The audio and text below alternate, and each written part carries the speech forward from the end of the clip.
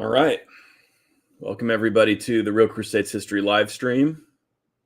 Coffee and the Crusades, we like to call it. I'm Jay Stephen. I've got my coffee here, Battle of Hastings mug, which is a favorite here at my house. So you see that coffee steaming there. That's really nice. Yeah. I'm a coffee drinker. I admit it. And I've got Knights Hospitaller Cross t-shirt here.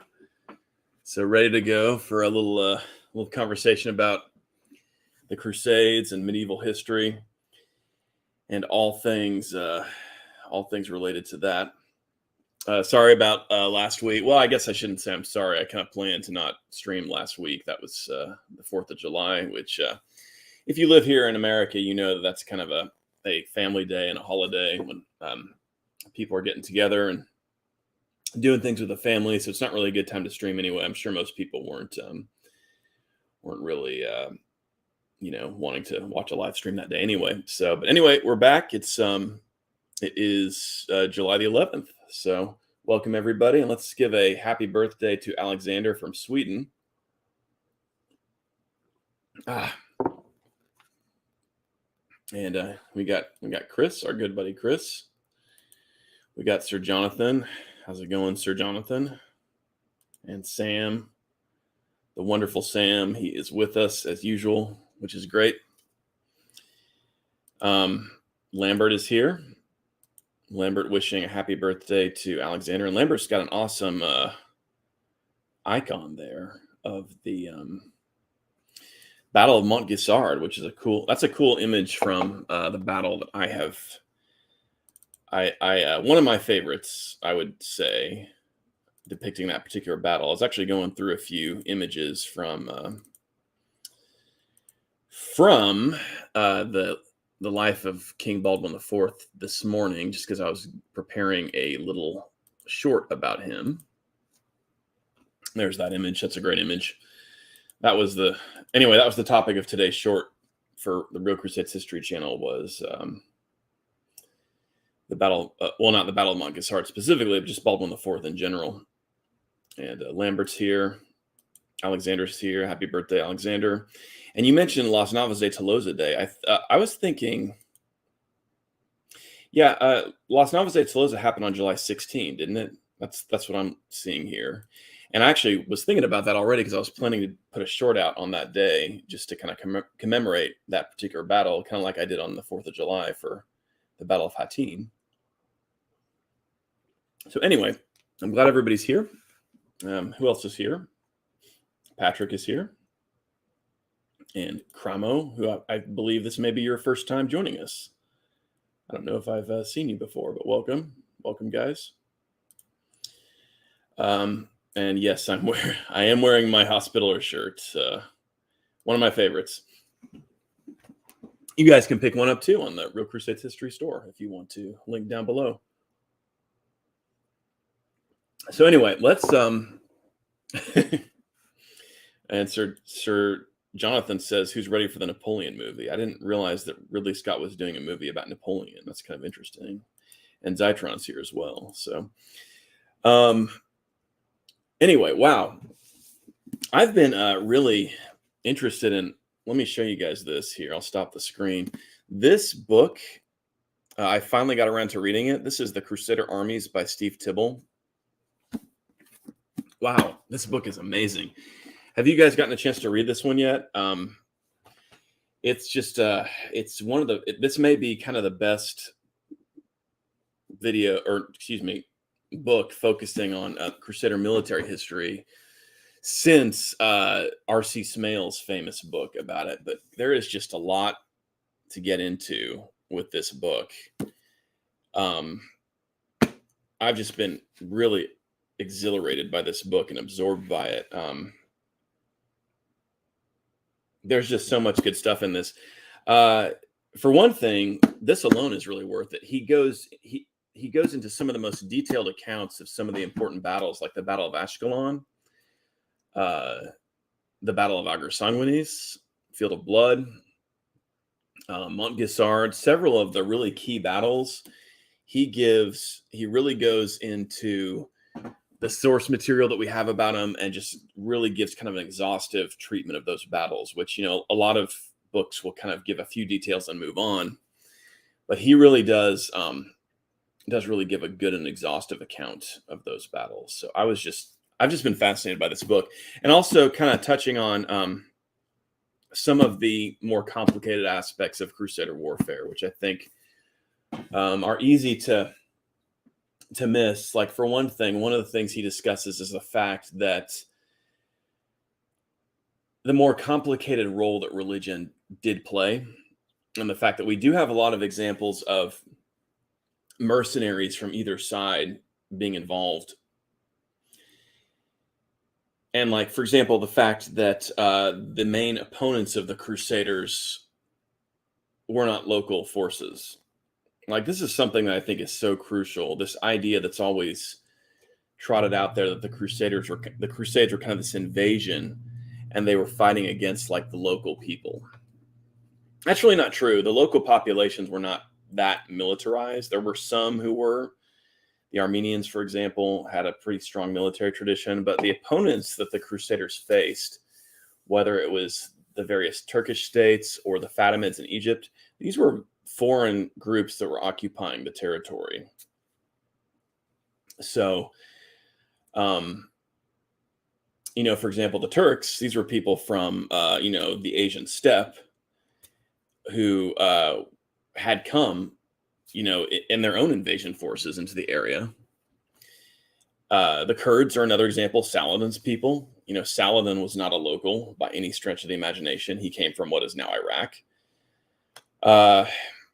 The Fatimids had invaded and occupied parts of Palestine. So this was not. I just think that's important to remember that the Crusaders were not facing local forces, or this wasn't an issue of a foreign force coming in and fighting the locals who are kind of fighting for their own territory. They were fighting other foreign forces as well. I think that really has to be remembered. The Arabs had mostly been defeated already by the Turks. So the Fatimid armies contained some important Arab cavalry units. So one interesting thing is, and also this, and then we'll get to questions. I'll quit rambling, but he talks about the fact that some of these interesting cases where, for example, the Principality of Antioch had Muslim Turkish contingents that were serving as mercenaries. Like, there's an example of one Seljuk Turkish prince who was fighting with some of his brothers or something. He fled to the Principality of Antioch, which was being ruled by Tancred at the time.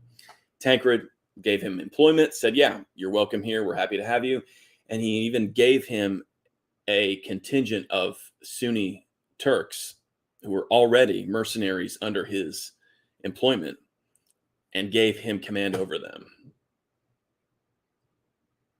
That's pretty interesting. I mean, I find that kind of intriguing. I mean, what do you guys think of that? And I mean, this isn't something that should be surprising to any of us, but I think it's sometimes overlooked.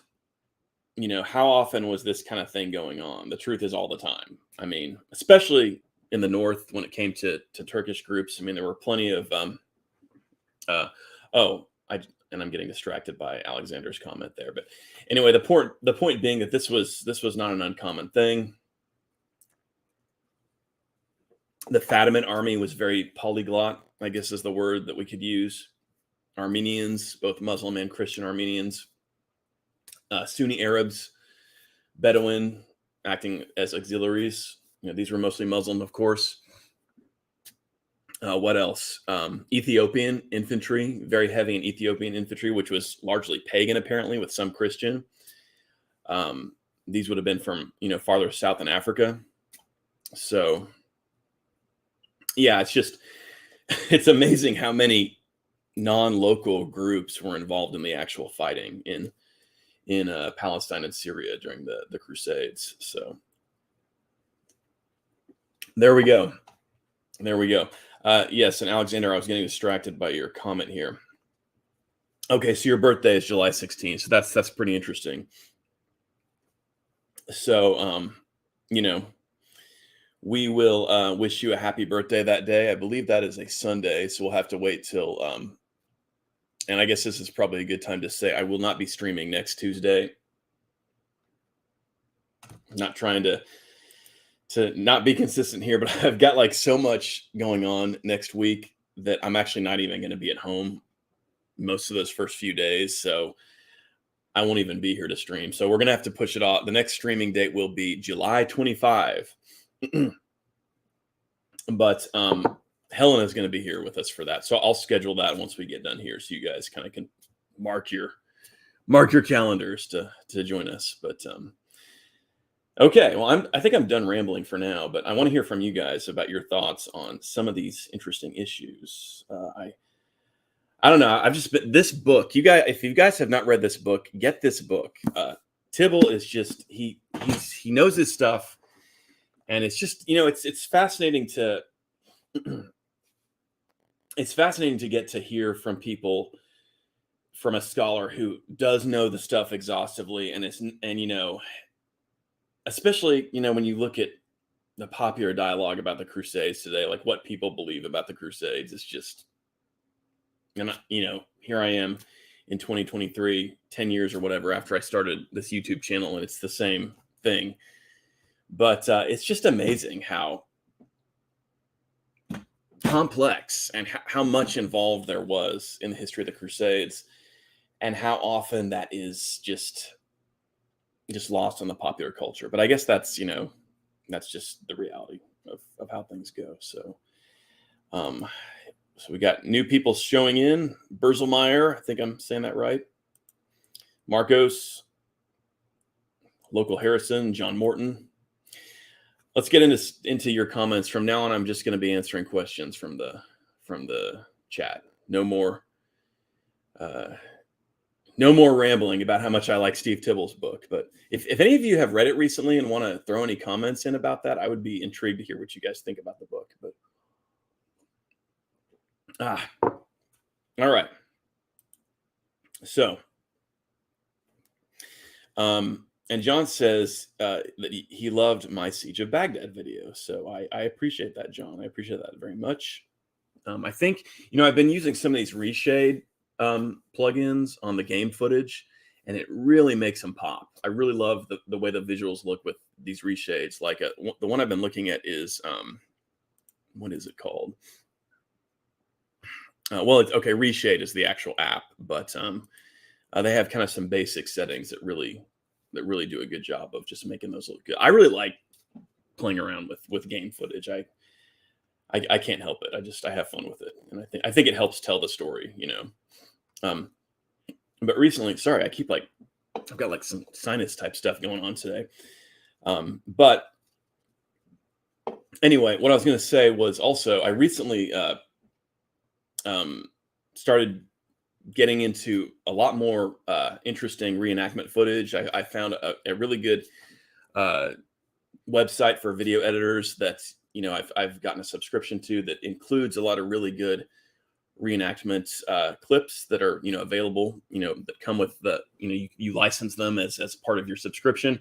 And so you guys will be seeing a lot more of that in my big Viking Ireland documentary, which is coming along well. Should be done probably in a couple weeks or so, a few weeks. It's going to be a long one. It's going to be 2 hours. As you guys may have noticed, the way I like to do the channel now is I do 5 shorts a week, because those are short and sweet, and also the algorithm loves them. YouTube loves them, so they really help with attention to the older videos, the long form videos as well. But so those, and then like every month or so, one massive documentary, which I also think work really well in terms of the format of the channel. So the big Viking Invasions of Ireland documentary is coming shortly. I'm well into that, more than halfway done with it. So it'll be along soon. And I was able to get some Irish narrators to help out with parts of that. So that was really great. But it's going to be the full history of Viking Ireland, all the way from the first raid on Rathlin Island, which I believe was like 795, something like that, all the way to the Battle of Clontarf with Brian Boru in 1016 or whatever it is, the first few decades of the 11th century. So really, really fun history. I really love the history of Ireland. And then after that, I'm going to do a large scale documentary on the early Crusader states, which, this book is going to be a lot of help with that. So that'll be great. But it's going to be, Baldwin the First, Tancred, the early Kingdom of Jerusalem, early Principality of Antioch, getting into all that stuff. I think that's going to be a big one. That's something that's probably been a long time coming for my channel, just because I love that history. And, I really want to be able to delve into that. So that'll be the next big project. I'm sure a lot of shorts will come from that as well, but that's going to also just be kind of a long one. So, okay. So, and Marcus wants me to put the title and author of the book in the chat. So I will do that. The Crusader Armies by Steve Tibble. Good stuff. Sorry, guys. I've got like some sinusy stuff happening today. All right. So let's jump back to questions. Okay.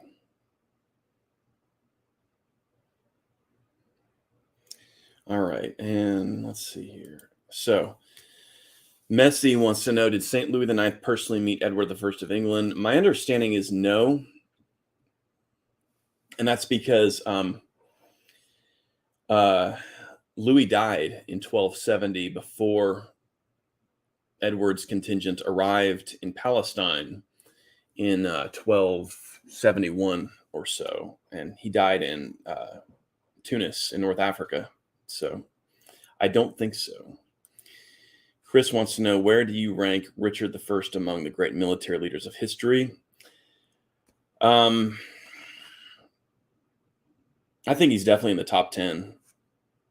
I think that, in terms of the context of the time, in terms of a military leader in the Mediterranean world in the High Middle Ages, I don't think there's anybody better. So I think, like, for his period, he ranks up there with somebody like Alexander the Great or, Napoleon, both of whom belong to very different periods. But I mean, the fact is his, the way he dealt with his armies and his command and control and his ability to make the right decisions and, use his resources effectively. I mean, it's up there with the top military leaders in history. He just simply is, I think. And Lambert says, I have read that the term crusade and crusader was coined in the 14th century or so. I am curious why the term was used in the translation of Aguilera's Chronicle of the First Crusade. Thoughts? I think that, there was an earlier term. It was, I may be pronouncing it wrong, but crucignati, a Latin term, which means, it basically translates to signed with the cross. And in that case, that's kind of the way the term crusader is used by translators when they're, when they're making these translations, like for the edition you're talking about. I think it would be possible to maybe use other terms, like pilgrim might even be used by some translators. But yeah, the term crusader, the way we use it, I don't think there's a rough equivalent in the languages of the time. But that term crucignati is sometimes, which basically means, again, signed with the cross, or somebody who has taken the cross, is sometimes used as kind of a rough equivalent for that modern term of crusader that we use, in English today. Okay. And Marcus Toledo says, why didn't the Crusaders cut a deal with the local Muslims to fight off the invading Muslim forces? Well, they did sometimes. I mean, in fact, they did frequently. The Crusaders had alliances with various Muslim powers at different times, like the Zengids. There was an episode where there was an army from Mosul under an Atabeg named Bursuki, and I believe it was 1115 or maybe 1110, who was marching into the northern Crusader states. And the king of Jerusalem and the prince of Antioch formed an alliance with the emir of Damascus, Toktegin, and one of the Ortikid Turkish princes, Ilgasi, to fight to prevent him from, you know, taking over the area. And part of that was because the emir of Damascus and the Ortikids were worried about being forced to submit to Baghdad in that regard. So this did happen. There was a long-standing agreement with the rulers of Damascus in the 1140s, Unar, and I'm trying to. Was that the Burid dynasty? I think in Damascus against Nur ad-Din, and that held, before and after the Second Crusade. A lot of people say, "Oh, well, the Second Crusade, they really messed things up because they went after one of their allies." Well, that's true, but right after it was over, the Burids were happy to form another alliance with the Crusaders. So yeah, this was definitely a very real component of the history and the period, that the Crusaders were in alliance with important Muslim powers, and they had mercenaries who were Muslims. Like we know, we talked earlier about that example of Tancred of Antioch forming an alliance with, well, not forming an alliance with the Turks, but he had some Turkish mercenaries who were in his employ. So yeah, this was a real thing. Part of how the Crusaders were able to maintain power for so long. It's interesting. Another thing Tibble talks about in this book is he talks about the fact that in the middle of the 12th century, Turkish Mosul had a dependent or like basically a cavalry askar. That was the name of these Turkish units of cavalry, like basically an army that was attached to that ruler that was about 6,000 strong. A cavalry force of 6,000 strong that was able to be mustered at any time, or most any time, by the ruler of Mosul. And he actually points out in this passage, he says, now keep in mind the total heavy cavalry that the Kingdom of Jerusalem, Principality of Antioch, and County of Tripoli were able to field, at the height of their power, was roughly 1,600 to 2,000, like actual heavy cavalry, like armored knights, not like the total of their cavalry, including their, their light cavalry and stuff. But that's kind of interesting. I mean, that kind of points out the extremes of, disparity in terms of numbers. Like all the Crusader states, 2,000 knights at best, at any given time, as opposed to Mosul is able to field a cavalry force of 6,000, just as the cavalry that's attached to that city. So that kind of shows what the Crusaders were up against. And it's the thing that's most remarkable about the Crusades in the Holy Land is that they achieved what they achieved with basically no numbers. I mean, just tiny numbers. And they were able to form these substantial power bases, substantial kingdoms that endured for 2 centuries. It's amazing.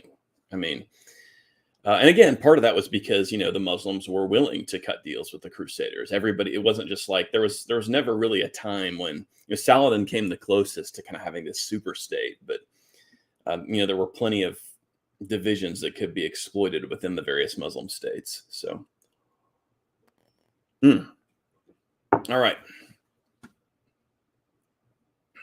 Patrick says, were Saladin's armies mainly sourced from Iraq? No, not at all. Mainly from Egypt. And those forces were mainly, didn't come locally from Egypt. Like the Egyptian army itself wasn't primarily Egyptian. It was Arab, it was Armenian, it was Ethiopian, it was Turkish. But, during Saladin's era, it would have been primarily Turkish and Kurdish, but especially Turkish. I mean, overwhelmingly, Saladin's power was derived from his Turkish forces. So a lot of them went with him to Egypt when he was able to take control of Egypt from his master Nur ad-Din, and at that point he also had access to the abundant military sources of Egypt as well, which included, a lot of forces that had previously been attached to the Fatimid Caliphate, some of which were destroyed in the process of him taking over, Egypt, but some of which just, he was able to take control of. Okay, and Sam says he needs to send me some 12th century replicas, sword, dagger, tunic. Yeah, anytime you want to do that, Sam. At some point I am definitely going to try to get some replica equipment for myself. Sam has already made me a really outstanding shield, which I prize very much, but I want to at some point get like a hauberk and get like an arming sword, and like an iron nasal cap and all that stuff. I think that would be, at some point I'm gonna go there. I am. Okay. Okay, I think we may have missed.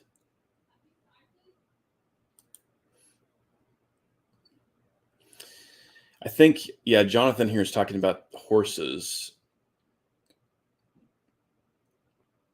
I think that somebody asked a question about what type of horses were used, maybe right at the beginning.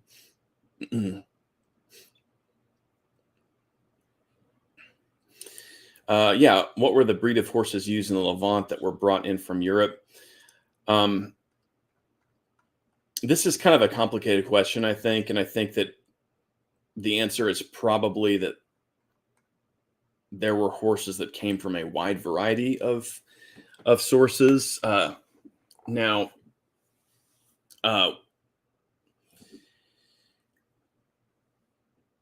the primary type of horse, though, that was most popular as a war horse during this period for the Franks and for the Saracens, like for the Arabs especially, would have been something akin to the modern day Arabian breed. War horses were bred pretty prolifically in Spain, both Muslim and Christian Spain. And this was the type of horse that was preferred. And if you look at Arabs today, if you have a chance to look at an Arab horse, and actually recently I got to look at some Arabs up close when we were actually filming some stuff for Knights of the Cross in California. We actually filmed it at a ranch where Arabian horses are bred. You can really see, the quality that these horses have that would have made them, an effective horse for medieval warfare. They're strong, they're fast, they're extremely hot-blooded. They're pretty dangerous compared to, something like a quarter horse or something like this, more laid back type of horse that we're used to in a lot of like Western style riding here in the United States. But yeah, Arabs are interesting horses. They're extremely energetic, extremely fast. For example, William the Conqueror loved horses from Spain, and that's what they were. They were Arabian horses, or the ancestor of the modern Arab horse. So anyway, that's my understanding of the primary type of horse that was used, and that would. Now we do know, for example, Richard the Lionheart, when he was capturing Cyprus, captured a bunch of war horses from Isaac Comnenus, including a stallion that became his favorite stallion all through the campaign of the Third Crusade. And where were these horses from? Cyprus was a major source of horses for the Crusader states. For some reason, I'm thinking that there were horses bred on Cyprus. So maybe somebody can look that up if they want to. I can't remember off the top of my head, but I think that may have been a place where war horses were bred. Don't quote me on that, but that's what I'm thinking. But yeah, I know a lot of people kind of think that a lot of people tend to assume that it would have been something almost the war horse would have been almost something like a modern day Clydesdale or a draft horse, and this is definitely not the case. This is a much more modern type of breed, which was bred for pulling heavy loads, heavy wagons, things like this. The type of horse you're going to want for an effective war horse is going to be, hot-blooded, energetic, brave. One of the things that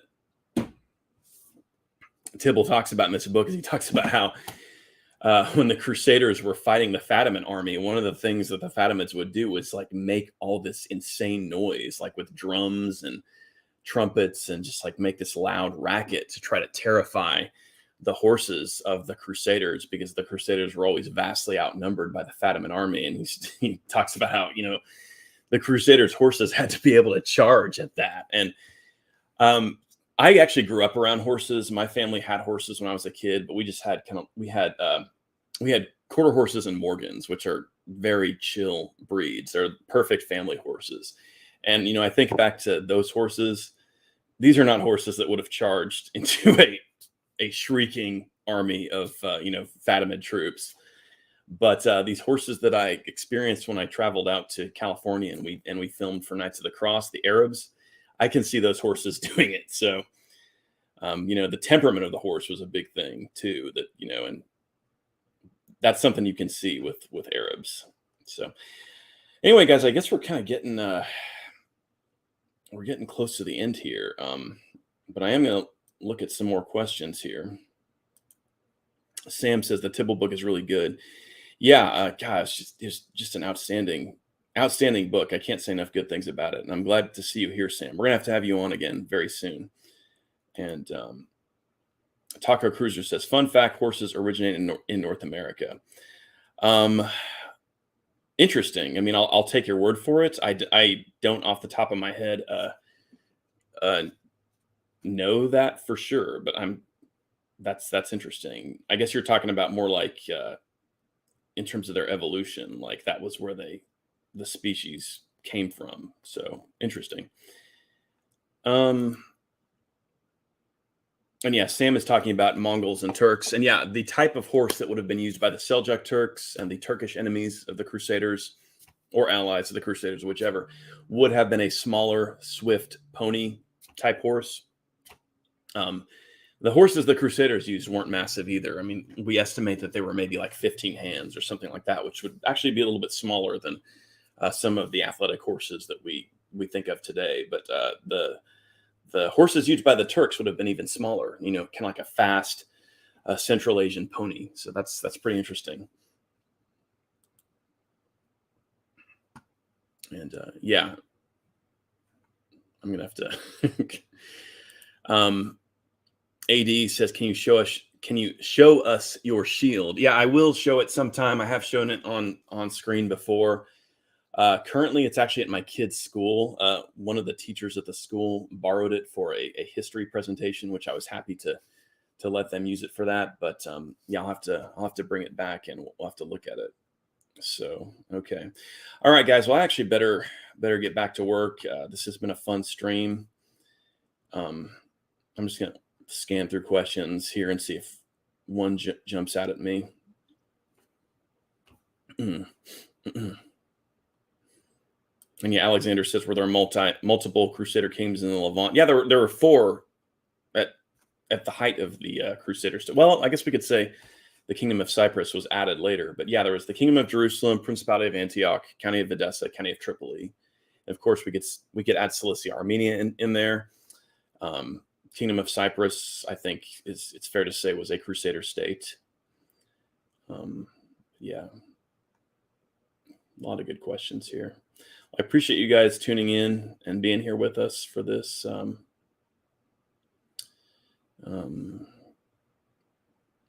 Being with us for the stream, being here with us for the stream. I almost can't resist this question though.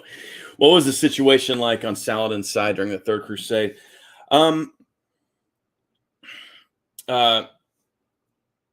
Yeah, that's a complicated question, but it's an important one.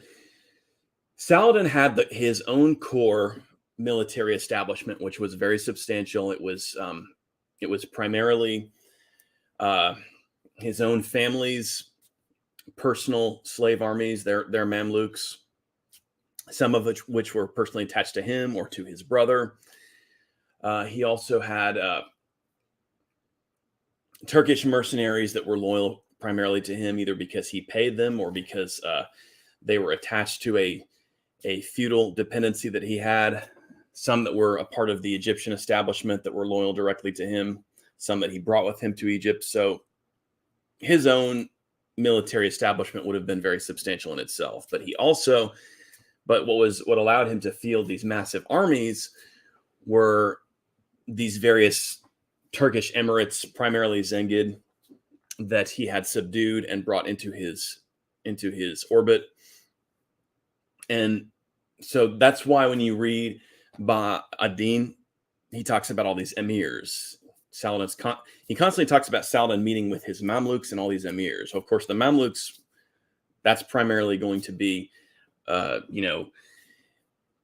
his own military household that he's talking about, and military establishments that are associated with his family. But then when he talks about these emirs, he's talking about this Saladin's wider empire, which were these emirs who were loyal to him, either because he'd conquered territory that they fell under, or because he'd won their loyalty in the process of his expansion, the expansion of his power. Which this was a massive military establishment he had, and Tibble calls it a super state, which I think is appropriate, especially for the time. It was pretty unusual, for the period, especially considering what the Crusaders faced when they first got there.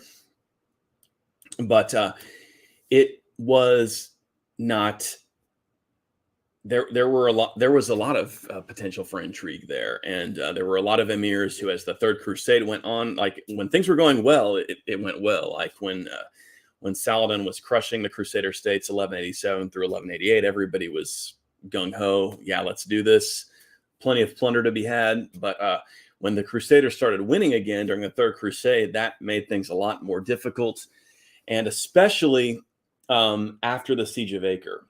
After Saladin allowed the garrison of Acre to be executed by Richard the Lionheart, that created a lot of problems within Saladin's ranks. I think Richard understood that, and this really manifests itself at the Battle of Jaffa, where basically discipline does kind of break down for Saladin, and a lot of his contingents, a lot of the emirs just refuse to attack. Like, for example, one of the reasons Saladin remained at Jerusalem so long is because a lot of the emirs said they would not provide troops to defend Jerusalem unless Saladin himself stayed there. Same thing with Ashkelon. Saladin initially wanted to hold Ashkelon, but the emirs said that they weren't going to do it unless Saladin or one of his sons remained in Ashkelon. And again, this all goes back to what happened at Acre, which it kind of shows, Saladin really made a mistake by sort of toying with Richard with the garrison of Acre, because he was trying to kind of spin things out and keep Richard occupied. But Richard called his bluff and executed those guys, and that created serious political problems for Saladin. And then this really kind of came to a head. Bah ad-Din tells us that at the Battle of Jaffa, there were some of the emirs who had relatives who had been executed at Acre just kind of flat out refused to attack, and even kind of told Saladin, you and your sons, have them attack, or the guys that, have your Mamluks attack Richard's forces. So that's kind of an interesting, definitely. As the Third Crusade wore on, Saladin's problems with maintaining cohesion in his quote unquote empire really did kind of ratchet up. But I'll leave it at that.